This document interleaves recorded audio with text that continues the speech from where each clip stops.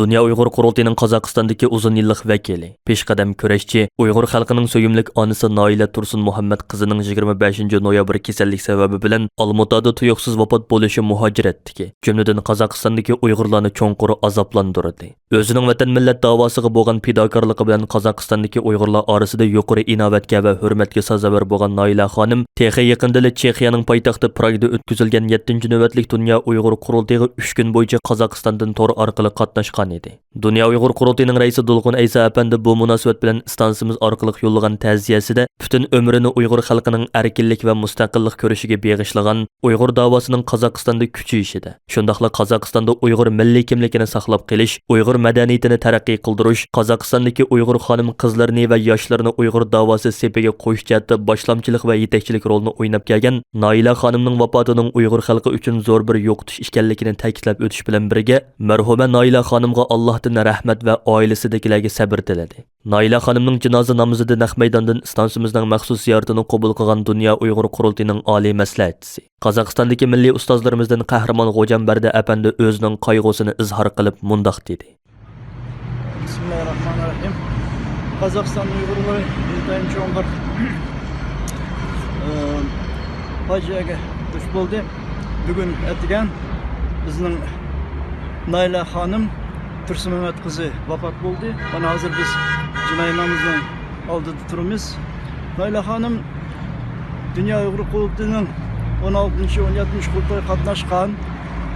Shu Qozog'istonda qurultayni himoya qilishga aktiv faoliyat qilgan. Shundaqla biz mashhad o'tkazilgan milliy armiya kunlari bo'lsin, Sharq Susan Cumhuriyeti kuni bo'lsin, shundaq kunlarda Noila xonim kitaplarni ko'rgazmasini uyushtirib, gazet, jurnallarni, ya'ni vatan davosiga munosabat materiallarni taqdirgan, o'zi eg'ir besiq, bilimlik kishida ayollar bilan ishlatdi.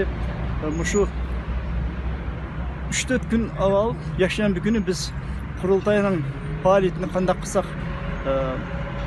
kuchlantiramiz deb ijroiya komitet muavinasi Erkin Ahmatovning rahbarligida bir tashkiliy yig'in o'tkazgan. Tushadimi? Noila xonim shu eng oxirida bizga nasihat sifatida bir nutq qildi.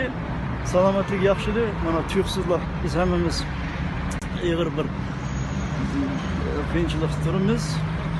Marosim oldida qolganlar omon bo'lsin. Biz shu oilasiga, bolalarga hammasiga ta'ziya bildiramiz. Noila xonimning vafotidan cheksiz azoblangan Qozog'istondagi bir Uyg'ur xonim ijtimoiy taratqular orqali qilgan ta'ziya so'zida marhuma Noila xonimni ta'riflab mundoq dedi. Bugun Qozog'istondagi Olmaotada turadigan Noila mahada Tursun qizidan ayrilib qoldik. U nihoyatda bir oliyjanob, yuragi pok, millatparvar, vatanparvar, davomli kecha kunduz vatanniki mushu davoning o'tida kuyib o'chib yurgan aziz bir xonim qizlarimizning biri edi.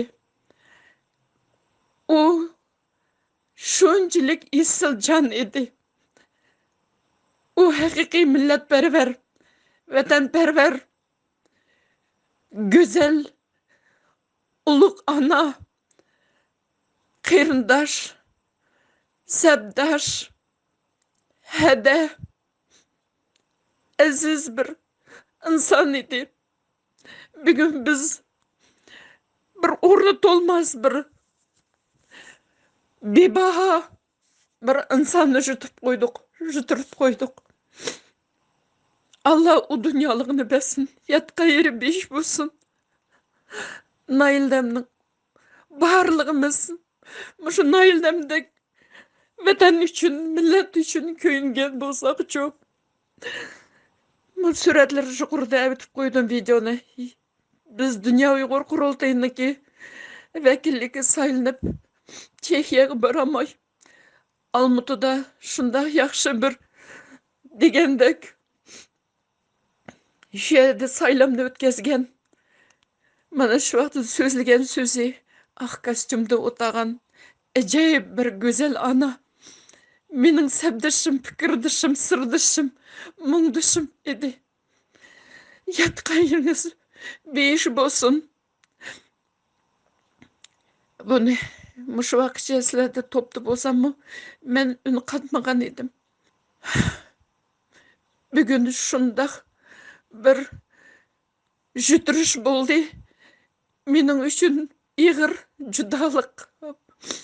Barlığımız üçün dep oylayman. Çünkü o bizniki sebdişimiz, bizning qerindişimiz. Uyghur üçün can pida boldigan ahir demi bilen ketdi o. Xalqning derdiga chidamay mush ahvollarga. Hammamiz duo qilib qo'yaylik aziz qarindoshlar.